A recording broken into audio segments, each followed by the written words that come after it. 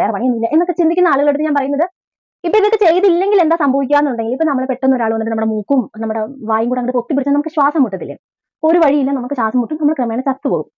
അതുപോലെ തന്നെയാണ് നമ്മുടെ സ്കിന്നിന്റെ അവസ്ഥ. ഇപ്പൊ ഫേസ് ആണെന്നുണ്ടെങ്കിലും വേറെ ഇപ്പൊ ഒരു നമ്മുടെ ബോഡിയിൽ ഇപ്പൊ എവിടെയാണെന്നുണ്ടെങ്കിലും ഈ സ്കിന്നിൽ ഫുള്ള് പോൾസ് ഉണ്ടല്ലോ. അപ്പൊ ഈ പോൾസ് എങ്ങനെ വേണമെങ്കിലും ഇത് അടഞ്ഞു പോകാം. ചിലപ്പോൾ ഇത് ഓയിൽ കയറി അടയാം, സെബം പ്രൊഡക്ഷൻ പോലത്തെ സംഭവങ്ങളൊക്കെ കൊണ്ട് അത് അങ്ങനെ അടഞ്ഞു പോകാം. അല്ലെങ്കിൽ ഡെഡ് സ്കിൻ കാരണം ഇത് അടഞ്ഞു പോകാം. സ്കിൻ ഡെഡ് ആയി അത് അങ്ങനെ തന്നെ ഇരുന്ന് അങ്ങ് അടഞ്ഞു, നമ്മളൊന്നും ചെയ്യുന്നില്ല, നമ്മളൊരു സ്ക്രബോ അല്ലെങ്കിൽ ഇതിനെ കളയാൻ വേണ്ടിയിട്ട് നമ്മളൊന്നും ചെയ്യുന്നില്ല എന്നുണ്ടെങ്കിൽ അത് അങ്ങനെ തന്നെ ഇരിക്കും. അല്ലെങ്കിൽ ഈ പറഞ്ഞ പോലെ ഈ എന്തെങ്കിലും അഴുക്കുകൾ കയറി ബാക്ടീരിയാസ് ആയിട്ട് അതിങ്ങനെ ഇരിക്കും. അപ്പോൾ കാലക്രമേണ നമുക്ക് ഈ രോമക്കുത്ത് പഴുക്കുക അങ്ങനത്തെ സംഭവങ്ങൾ സ്കിന്നിൽ നമ്മുടെ ബോഡി പാർട്സിൽ എവിടെയെങ്കിലും ആണെങ്കിൽ നമ്മൾ ഇങ്ങനത്തെ പ്രോബ്ലംസ് വരും. അല്ല നമ്മുടെ ഫേസിലാണെങ്കിൽ അത് ക്രമേണ ആക്നി അല്ലെങ്കിൽ പിമ്പിൾസ് ആയിട്ട് മാറി അതിങ്ങനെ ഭയങ്കര പ്രശ്നമായി വരും. ഇനി നിങ്ങൾ അത് എടുക്കുന്നേ ഇല്ല, ഫുള്ള് നമ്മുടെ ഫേസിൽ ഇങ്ങനെയാണ്. ചിലതൊക്കെ ആക്നീസ് ആയിട്ട് പിമ്പിൾസ് ആയിട്ട് പൊട്ടി അതിന് സ്വയം അത് എന്ത് ചെയ്യും, പുറത്തോട്ട് വരാനുള്ള വഴി കണ്ടുപിടിക്കും. ചിലത് അങ്ങനെ ഇരുന്ന് ഇന്നോ നാളെയോ മറ്റന്നാളോ ഒക്കെ ആയിട്ട് നമ്മുടെ സ്കിന്നിന് ചത്തുപോയിക്കോളും.